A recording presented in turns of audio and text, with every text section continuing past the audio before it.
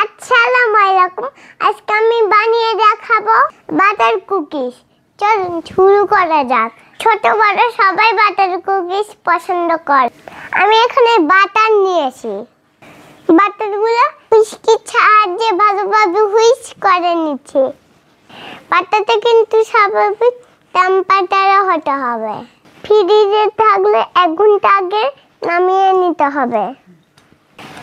বাটারটা এভাবে হুইস্ক হয়ে গেলে সুগার পাউডার আস্তে আস্তে দিয়ে দেব।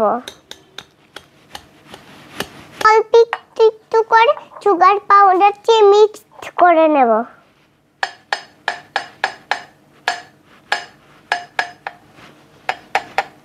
আমার এখন দেওয়া শেষ। আমি এখন এগুলো একসাথে মিক্স করে নেব।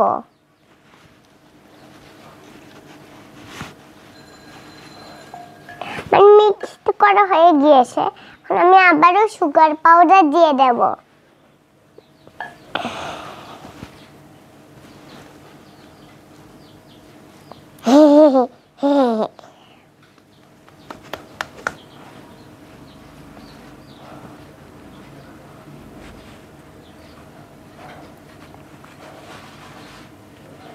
মুরগির জ্বালায় আর বাঁচি না। মুরগির জ্বালায় আর বাঁচি না। আমি মুরগি কিনেছি, সারাদিন মুরগি চাউ চাউ করে, আমি ভিডিওই করতে পারি না। ভালোভাবে সব আমি মিক্সড করে নেব। চিনির যেন দানাদার অংশ না থাকে। আমার মিক্সড করা হয়ে গিয়েছে। আমি এখন একটা ডিম দিয়ে দেব। ডিমটাও কিন্তু ফ্রিজ থেকে 1 ঘন্টা বের করে নিতে হবে।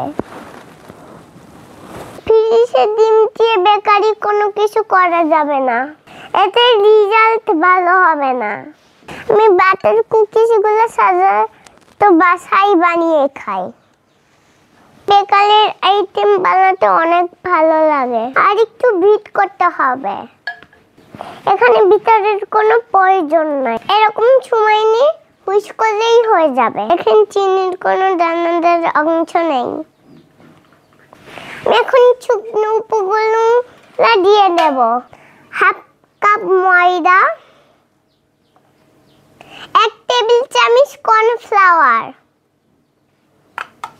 1 টেবিল চামচ গুঁড়া দুধ, বেকিং পাউডার 1/2 চা চামচ, স্বাদ মতো লবণ।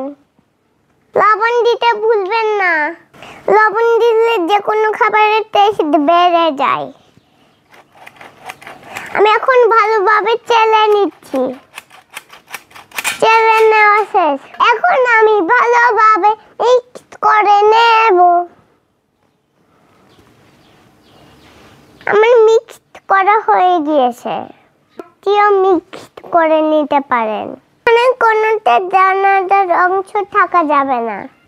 যেহেতু আমি বাটার কুকিজ তৈরি করব, পাইপিং ব্যাগের মধ্যে ভরলে সমস্যা হবে। পাইপিং ব্যাগ নিয়েছি, এখানে একটু একটু করে দিয়ে দেব।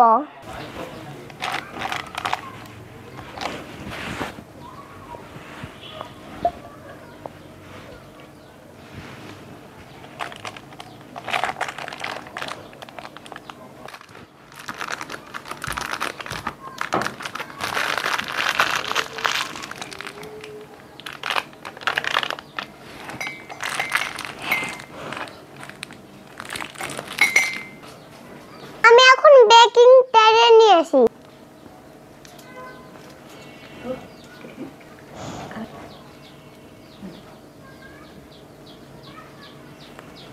আমার সবগুলো কুকি তৈরি করানো শেষ। আম্মু আমাকে হেল্প করে এসেছে। 20 মিনিট বেক করে নেব। 20 মিনিট পর ফিরে আসছি। আমি ওভেন থেকে বের করে ঠান্ডা করে নিয়েছি। এখন আপনাদেরকে একটা ভেঙে দেখাচ্ছি।